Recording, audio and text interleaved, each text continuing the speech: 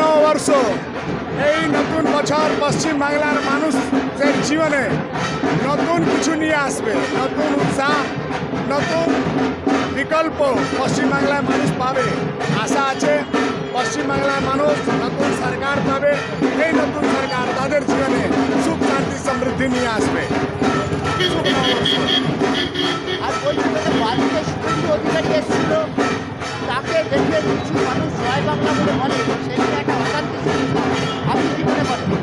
আরে জয় বাংলা বলা খারাপ নেই, আপনি জয় বাংলা বলুন, জয় শ্রীরাম বলুন, কিন্তু আপনার ইন্টেনশনটা তো ভুল। বালির মানুষ জল পাচ্ছে না, বালির মানুষ চারদিকে আবর্জনার মধ্যে ফেসে আছে। বৃষ্টি না হলেও বালিতে জল জমে আছে, যদি দম আছে তাহলে ওই জলের মধ্যে দাঁড়িয়ে জয় বাংলা বলে দেখান। যেখানে ব্যবস্থা নেই সেখানে দাঁড়িয়ে জয় বাংলা দেখান। যাকে জয় বাংলা বলেছে সে মমতা ব্যানার্জিকে ভবানীপুরে হারাবে, এর গ্যারান্টি আছে।